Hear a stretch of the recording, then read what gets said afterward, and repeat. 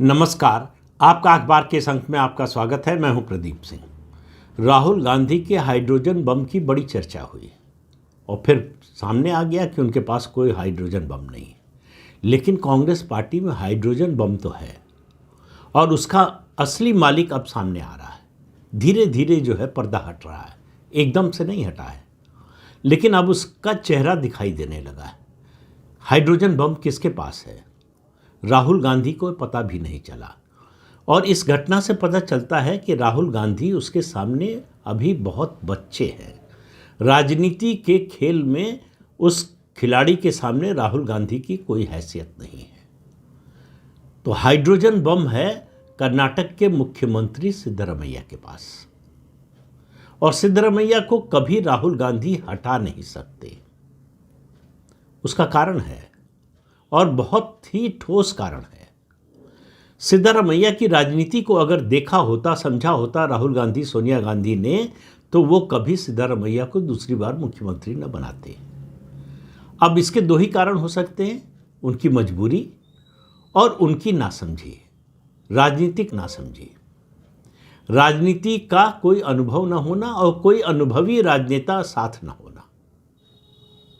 तो थोड़ा सा पीछे से देखेंगे घटनाक्रम को तो ज़्यादा समझ में आएगा। लेकिन अभी की थोड़ी सी बात कर लेते हैं। सिद्धरमैया ने जब 2013 में मुख्यमंत्री बने पहली बार, तो कास्ट सर्वे करवाया। उसकी रिपोर्ट 15 में आ गई थी, लेकिन उसको कभी सार्वजनिक नहीं किया गया। 2024 में उसमें सुधार करके उस रिपोर्ट को सरकार के सामने पेश किया गया, लेकिन आज भी उसको सार्वजनिक नहीं किया गया है। इस रिपोर्ट ने सिद्धरमैया की जो अहिंदा की राजनीति है, अल्पसंख्यक, हिंदू, लिदावरू, जिसमें पूरा ओबीसी समाज आता है, और दलितरू यानी अनुसूचित जाति, इस राजनीति का जो अंक गणित था उसको पक्का किया। ये अहिंदा समाज जो देवराज अरस के समय से ये अवधारणा चल रही है, उसको मजबूत किया सिद्धरमैया ने। तो लगभग 66 से 70, 66 से 70% है ये इतना बड़ा डेमोग्राफिक डिविडेंड है जिसको और कोई एक्सप्लॉइट नहीं कर सकता सिद्धरमैया के अलावा। अब सिद्धरमैया को करना ये था कि इसको और मजबूत करना था, इसको और सीमेंट करना था।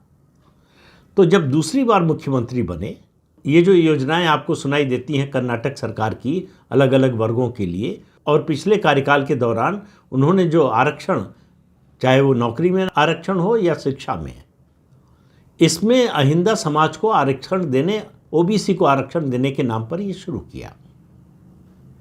और इस कार्यकाल में जो वेलफेयर स्कीम्स चलाई, उसके जरिए इस समाज को, यानी अपना जो वोट बैंक है, उसको मजबूत करने का काम किया।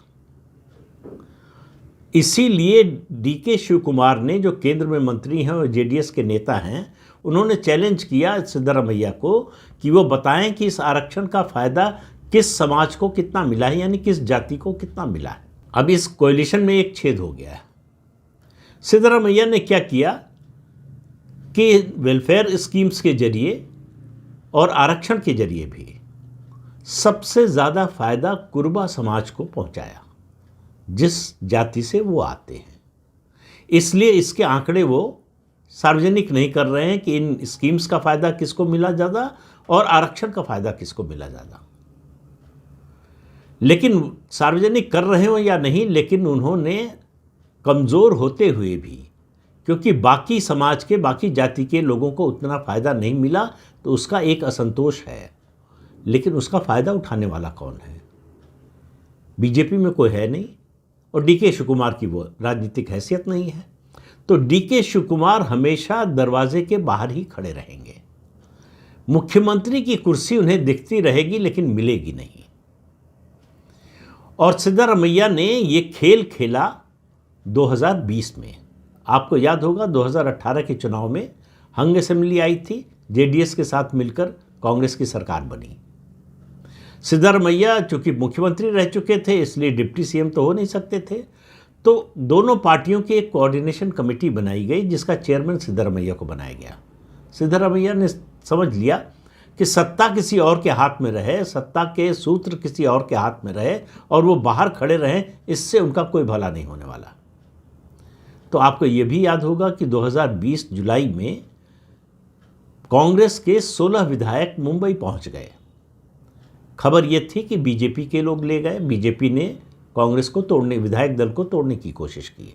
ये खबर पूरी तरह से गलत नहीं है, लेकिन एक इसका दूसरा पक्ष है जिसकी उस समय थोड़ी सी चर्चा हुई थी लेकिन ज़्यादा चर्चा नहीं हुई, कि ये जो 16 विधायक गए मुंबई पार्टी से बगावत करके, इन 16 बागी विधायकों में 13 सिद्धारमैया के समर्थक थे।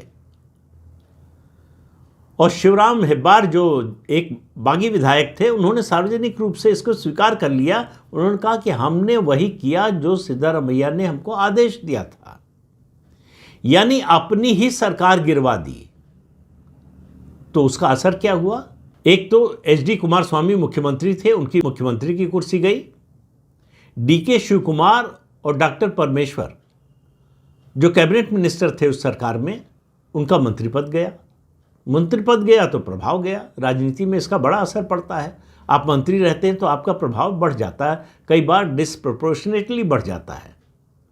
तो इन दोनों उनके दोनों विरोधियों का प्रभाव खत्म हो गया, जो सरकार में होने के कारण, कैबिनेट मिनिस्टर होने के कारण था।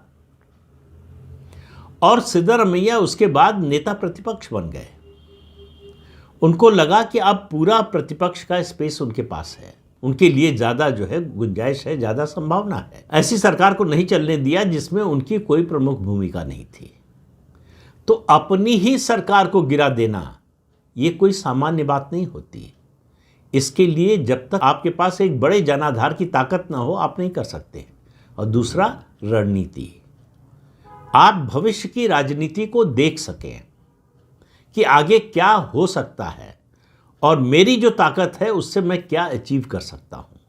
सिद्धारमैया ने देख लिया था कि उनकी अहिंदा की जो राजनीति है वही उनको फिर से सत्ता में ला सकती है और कोई रोक नहीं सकता है। हाईकमान यानी गांधी परिवार, सोनिया गांधी, राहुल गांधी, प्रियंका वाड्रा,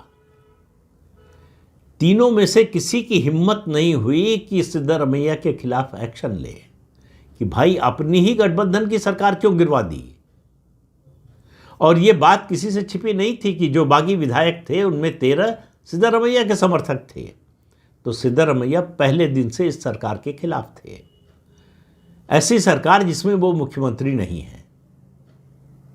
तो कांग्रेस की सरकार कांग्रेस के कर्नाटक के सबसे बड़े नेता ने गिरवाई। उसका लाभ बीजेपी को बाद में मिला, वो अलग बात है।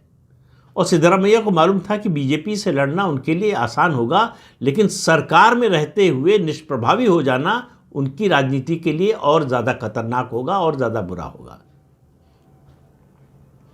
और उन्होंने ये भी भांप लिया कि पार्टी हाईकमान में इतनी हिम्मत नहीं है कि उनके खिलाफ एक्शन ले सके, क्योंकि सिद्धारमैया का अहिंदा समाज, अगर उनकी वो जो डेमोग्राफी है वो अलग हो जाए तो फिर कांग्रेस बचती ही नहीं कर्नाटक में।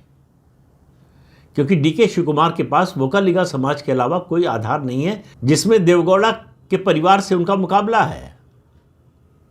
2023 में जरूर मुख्यमंत्री बनने की संभावना या इस तरह का नैरेटिव चलाकर उन्होंने ज़्यादा वोट ले लिया वोकालिगा समाज का, लेकिन वो उनका जनाधार पक्का नहीं है। उनका जनाधार 1-2 जिलों तक सीमित है। तो ऐसे में डीके शिवकुमार के पास पैसा है।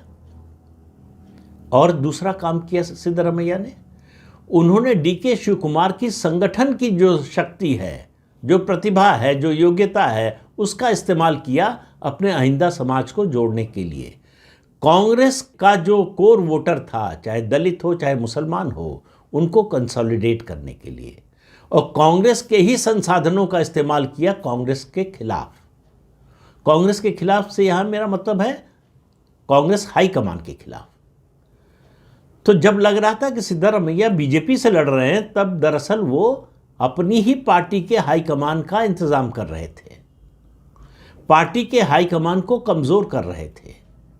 और उन्होंने पहचान ली थी कि हाईकमान अब कमज़ोर हो चुका है, इसको और कमज़ोर कर दिया जाए तो ये हमारे खिलाफ कभी खड़ा नहीं हो सकता, कोई फैसला नहीं कर सकता।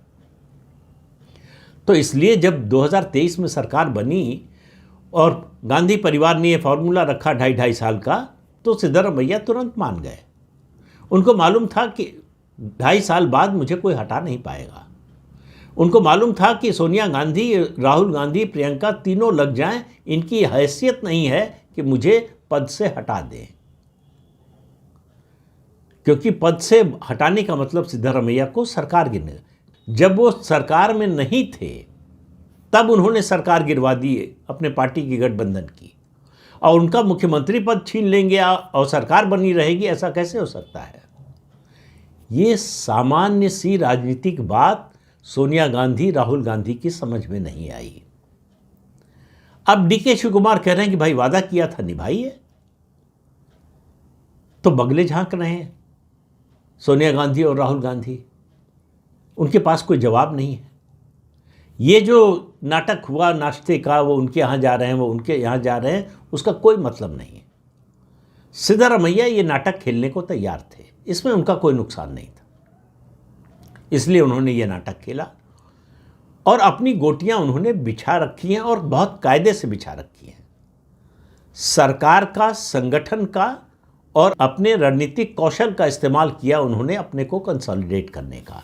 याद रखिए, सिद्धारमैया जनता दल से आए थे, कांग्रेस उनका पुराना घर नहीं है, लेकिन कांग्रेस के घर में आने के बाद उन्होंने न केवल कांग्रेस के घर पर कब्जा किया, बल्कि जो पुराने कांग्रेसी थे, और मैं हाईकमान की बात कर रहा हूं, उन्हीं को दरवाजे के बाहर कर दिया। अब ये जो जातीय सर्वे की रिपोर्ट लीक कराई जा रही है, ये सिद्धारमैया की ओर से लीक कराई जा रही है। वो दरअसल लीक करा रहे हैं बीजेपी के लिए नहीं, जेडीएस के लिए नहीं, वो पार्टी हाईकमान के लिए, कि देखो हमारी ताकत क्या है। और इस लीक रिपोर्ट के मुताबिक जो बड़ा ओबीसी समाज है कर्नाटक का, जिसका कर्नाटक की राजनीति पर लंबे समय तक प्रभाव रहा है, लिंगायत और वोकालिगा समाज, तो उनके सर्वे के हिसाब से लिंगायत समाज की आबादी 11% है और वोकालिगा समाज की आबादी 10.3% है। हालांकि ये आंकड़ा सही नहीं लगता। लिंगायत समाज की आबादी वोकालिगा समाज से काफ़ी ज़्यादा है, लेकिन इसके अलावा किसी के पास तो कोई प्रमाण है नहीं, कोई आधार है नहीं बोलने का। इसीलिए इस रिपोर्ट को सार्वजनिक नहीं किया जा रहा है कि वोकालिगा समाज और लिंगायत समाज दोनों विद्रोह कर देंगे। इस डर से इसको सार्वजनिक नहीं किया जा रहा है, लेकिन इसकी जानकारी को जानबूझकर लीक करके सिद्धारमैया उसका फायदा उठा रहे हैं।